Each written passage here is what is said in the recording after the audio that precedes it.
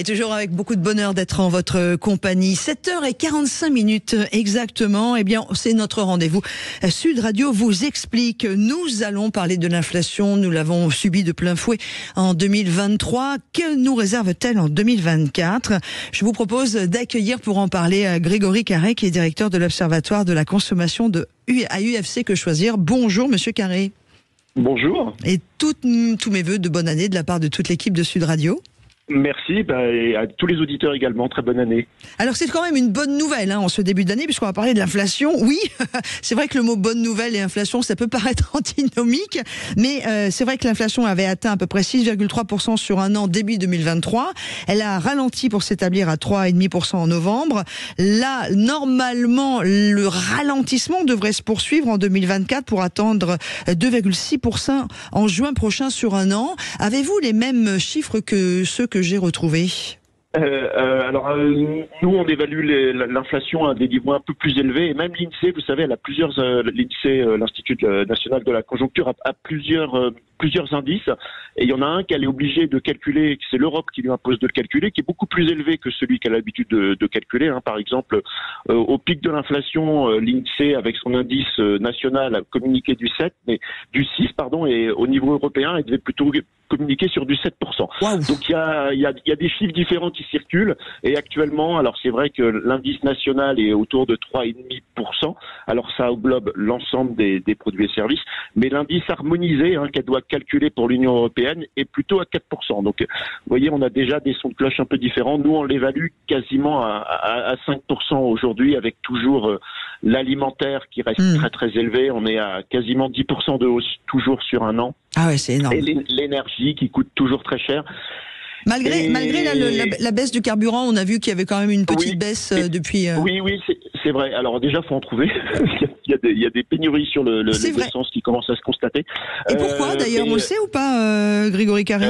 Alors ça doit être des problèmes, des problèmes d'approvisionnement, et puis comme ça. Plus ça manque, plus ça vient à manquer. C'est-à-dire que les gens commencent à constater qu'il y en a moins dans les stations, ils se précipitent dans les stations qui restent pour remplir un peu plus le réservoir. Ouais. Mais alors, ça concerne que le super, ça concerne pas le gazole. Non, complètement. Côté pouvoir d'achat, est-ce que on va en France, puisqu'on va être très très honnête, et je parle vrai, Grégory Carré, ce qui nous intéresse, c'est surtout notre pouvoir d'achat, et c'est normal. Est-ce qu'on va bénéficier d'un nouveau souffle un petit peu, parce qu'on a des inversions comme ça de trajectoire entre les salaires et l'inflation pour la première fois depuis 3 ans en gros? Oui, alors pour les salaires, ça reste encore à démontrer. C'est le gouverneur de la Banque de France qui a parlé de l'inversion des deux courbes. C'est pas dit que ça se constate chez tout le monde dans la plupart des entreprises. D'ailleurs, c'est pas lui qui proclame les hausses de salaire. Pour l'instant, en plus, quand on parle d'inflation, vous savez, on parle de pente de courbe, mais on reste à des niveaux de prix extrêmement élevés. Si vous prenez les prix alimentaires, sur 2 ans, c'est 25% de hausse. Voilà. Donc personne n'a eu 25% de hausse de rémunération. Alors peut-être le gouverneur de la Banque de France, mais en tout cas pas la plupart des gens. Et donc c'est clair que l'augmentation des prix ne sera pas aussi élevée qu'elle a pu être dans les 2 dernières années, mais on reste quand même sur une augmentation à des niveaux de prix très élevés. Ça veut dire quoi, excusez-moi Grégory Carré, là, vous qui êtes directeur de l'Observatoire de la consommation à UFC Que Choisir, sur Sud Radio, on parle vrai, ça veut dire que les prix vont, même si c'est moins fort pour l'alimentation, continuer d'augmenter en 2024? Oui. C'est-à-dire que ce qui a été très violent, c'est la hausse des prix. C'est-à-dire qu'un produit que vous achetiez 1 euro, il s'est mis à coûter 1,25 €. Mais il va pas revenir à 1 euro. Il va rester à 1,25 €, il va même continuer à augmenter. On parle d'une nouvelle hausse des prix, certes moins violente, mais d'une nouvelle hausse des prix. Et malheureusement, je pense que tout le monde doit commencer à s'y préparer. Les prix bas dans l'alimentaire, c'est derrière nous, on ne les retrouvera pas. On va être devant un nouveau défi avec des niveaux de prix plus élevés dans l'alimentaire, parce que les matières premières vont coûter plus cher, parce que l'énergie va coûter plus cher, et parce que probablement aussi au niveau des intermédiaires, des industriels et des distributeurs, on a maintenant la volonté de constituer des niveaux de marge, ce qui n'était pas le cas par le passé, où on avait des niveaux de marge beaucoup plus faibles. Ouais, mais alors du coup, les ventes vont continuer de ralentir, ce qui veut dire que les Français auront moins à manger dans leurs assiettes. Elles vont prendre un choix aussi sur l'alimentaire? Tout à fait. Ça, c'est effectivement ça va s'inscrire dans la durée. C'est-à-dire que les arbitrages, il faut qu'on les intègre. Les consommateurs les ont bien intégrés. Ils les ont même intégrés au moment des fêtes. C'est-à-dire que les gens ont dit au moment des fêtes, on va acheter moins de champagne, on va mettre moins de saumon, moins de foie gras, on va faire fromage ou dessert et pas les deux. Et donc ça, c'est des choix qui sont maintenant inscrits dans la durée.